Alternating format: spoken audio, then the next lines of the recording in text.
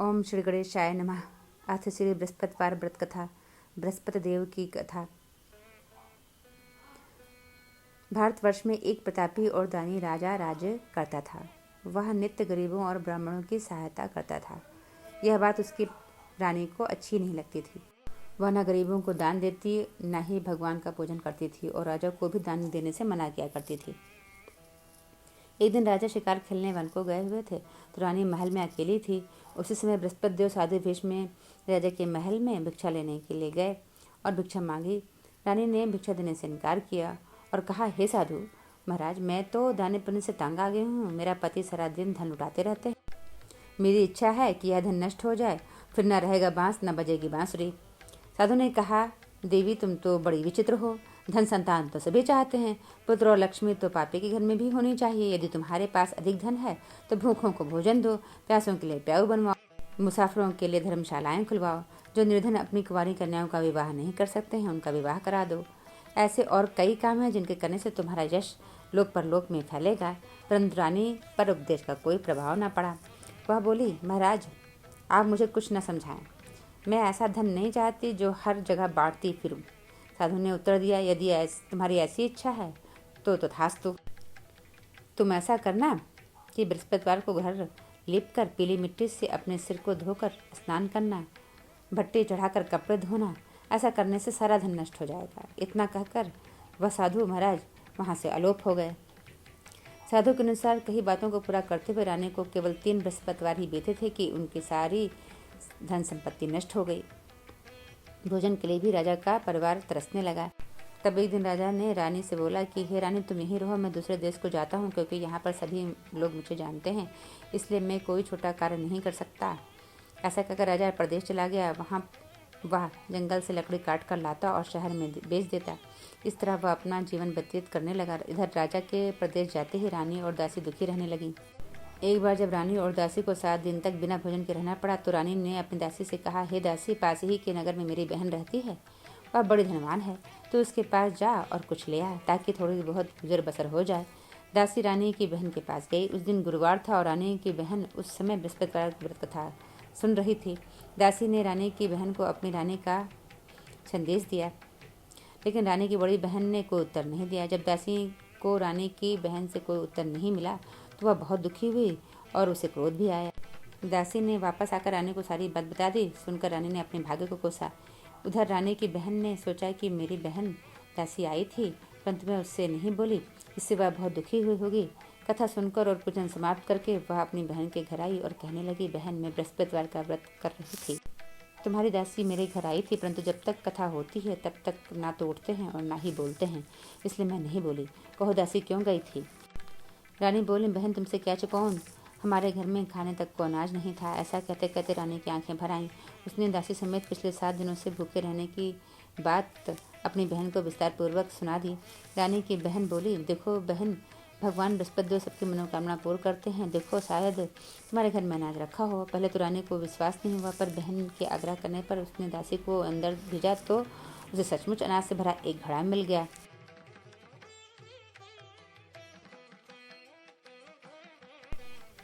यह देखकर दासी को बड़ी हैरानी हुई। इसलिए क्यों ना इनसे व्रत और कथा की विधि पूछ ली जाए ताकि हम भी व्रत कर सकें। तब रानी ने अपनी बहन से बृहस्पतिवार व्रत के बारे में पूछा। उसकी बहन ने बताया, बृहस्पतिवार के व्रत में चने की दाल और मुनक्का से विष्णु भगवान की केले की जड़ में पूजन करें तथा दीपक जलाएं, व्रत कथा सुने और पीला भोजन ही करें, इससे बृहस्पति देव प्रसन्न होते हैं। व्रत और पूजन विधि बताकर रानी की बहन अपने घर को लौट आई। 7 दिन के बाद जब गुरुवार आया तो रानी और दासी ने व्रत रखा। गुड़साल में जाकर चना और गुड़ लेकर आईं। फिर उससे केले के जड़ तथा विष्णु भगवान का पूजन किया। अब पीला भोजन कहाँ से आए? चूँकि उन्होंने व्रत रखा था इसलिए बृहस्पति देव उनसे प्रसन्न थे, इसलिए वे साधारण व्यक्ति का रूप धारण कर 2 थालों में सुंदर पीला भोजन दासी को दे गए। भोजन पाकर दासी प्रसन्न हुई और फिर रानी के साथ मिलकर भोजन ग्रहण किया। इसके बाद वे सभी गुरुवार को व्रत और पूजन करने लगीं। बृहस्पति भगवान की कृपा से उनके पास फिर से धन संपत्ति आ गई, परंतु रानी फिर से पहले की तरह आलस्य करने लगी। तब दासी बोली, देखो रानी, तुम पहले भी इस प्रकार आलस्य करती थी। तुम्हें धन रखने में कष्ट होता था, इस कारण से भी धन नष्ट हो गया, और अब जब भगवान बृहस्पति की कृपा से धन मिला है तो तुम्हें फिर से आलस्य होता है। रानी को समझाते हुए दासी कहती है कि कि बड़ी मुसीबतों के बाद हमने यह धन पाया है, इसलिए हमें दान पुण्य करना चाहिए, भूखे मनुष्यों को भोजन कराना चाहिए और धन को शुभ कार्यों में खर्च करना चाहिए, जिससे तुम्हारे कुल का यश बढ़ेगा, स्वर्ग की प्राप्ति होगी और पितृ प्रसन्न होंगे। दासी की बात मानकर रानी अपना धन शुभ कार्यों में खर्च करने लगी, जिससे पूरे नगर में उसका यश फैलने लगा। एक दिन राजा दुखी होकर जंगल में एक पेड़ के नीचे आसन जमा कर बैठ गया। वह अपनी दशा को याद करके व्याकुल होने लगा। बृहस्पतिवार का दिन था। एकाएक उसने देखा कि एक निर्जन वन में एक साधु प्रकट हुए। वह साधु वेश में स्वयं बृहस्पति देवता थे। लकड़हारे के सामने आकर बोले, हे लकड़हारे, इस सुनसान जंगल में तू चिंता मग्न क्यों बैठा है? लकड़हारे ने दोनों हाथ जोड़कर प्रणाम किया और उत्तर दिया, महात्मा जी, आप सब कुछ जानते हैं, मैं क्या कहूँ। यह कहकर रोने लगा और साधु की अपनी आत्मकथा सुनाई। महात्मा जी ने कहा, तुम्हारी स्त्री ने बृहस्पति के दिन बृहस्पति भगवान का निरादर किया है, जिसके कारण रुष्ट होकर उन्होंने तुम्हारी यह दशा कर दी है।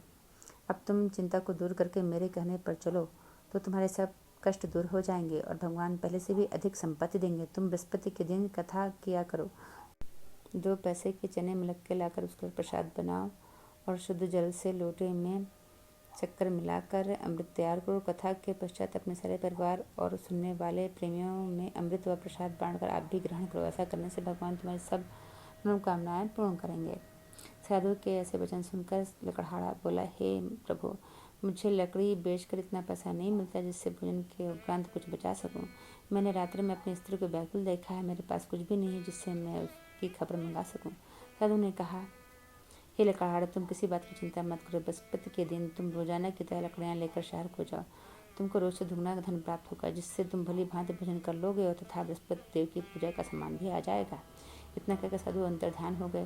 धीरे धीरे समय व्यतीत होने लगा। फिर वही बृहस्पतिवार का दिन आया। लकड़हारा जंगल से लकड़ी काटकर किसी शहर में बेचने गया। उससे उस दिन और दिन से अधिक पैसा मिला। राजा ने चना गुड़ आदि लाकर गुरुवार का व्रत किया।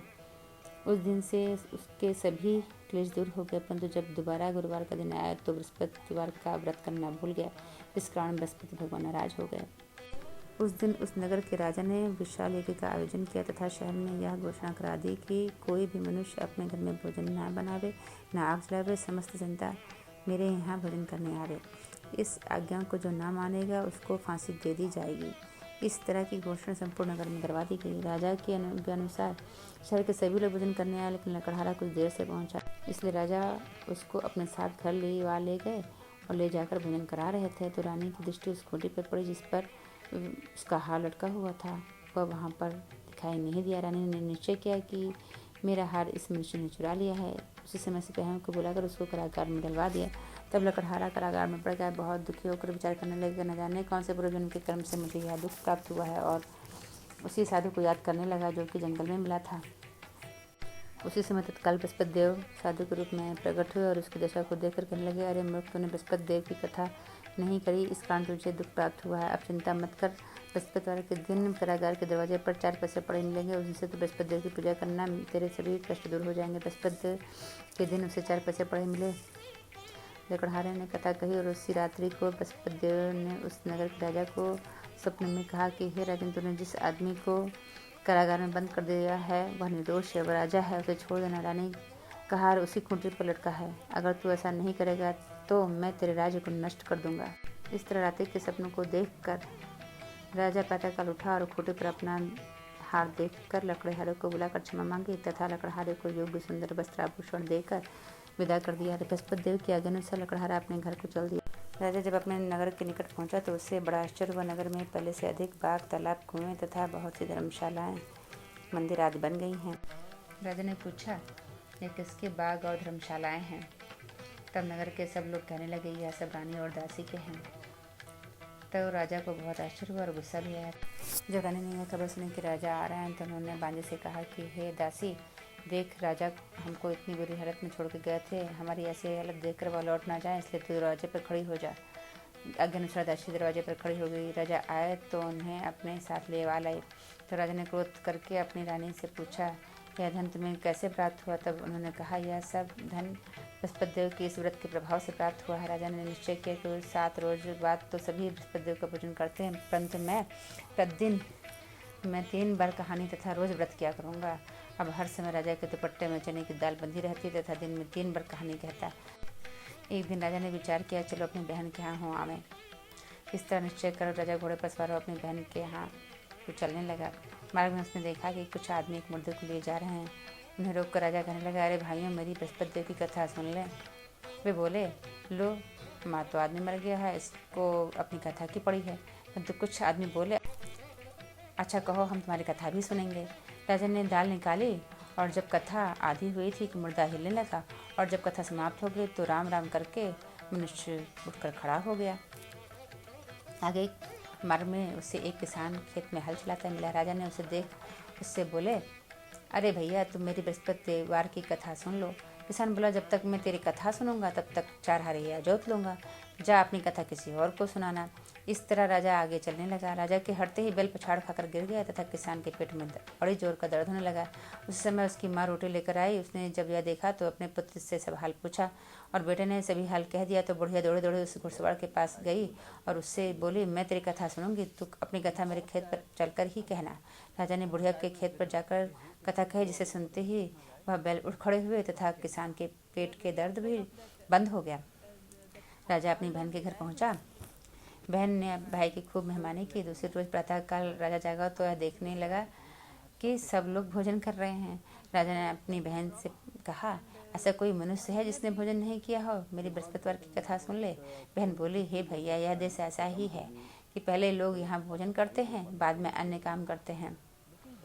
अगर कोई पड़ोस में हो तो देखाऊं। ऐसा कहकर देखने चली गई, परंतु उसे कोई ऐसा व्यक्ति नहीं मिला जिसने भोजन ना किया हो। अतः वह एक कुम्हार के घर गई जिसका लड़का बीमार था। उसे मालूम हुआ कि उनके यहाँ 3 रोज से किसी ने भोजन नहीं किया। रानी ने अपने भाई की कथा सुनने के लिए कुम्हार से कहा। वह तैयार हो गया। राजा ने जाकर बृहस्पतिवार की कथा कही, जिसे सुनकर उसका लड़का ठीक हो गया। अब तो राजा की प्रशंसा होने लगी।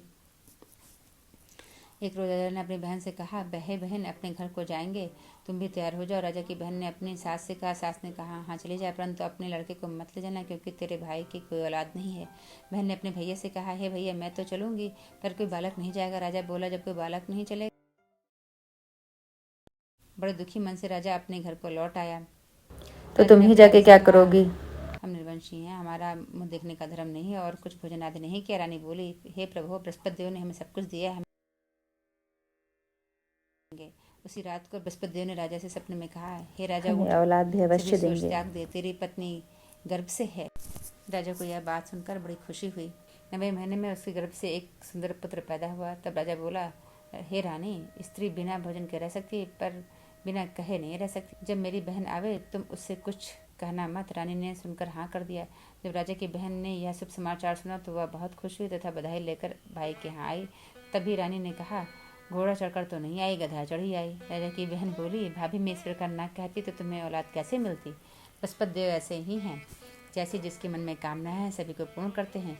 जो सद्भावना पूर्वक बृहस्पतिवार का व्रत करता है एवं कथा पढ़ता है अथवा सुनता है, दूसरों को सुनाता है, बृहस्पति देव उसकी सभी मनोकामना पूर्ण करते हैं। बोलो बृहस्पति देव की जय।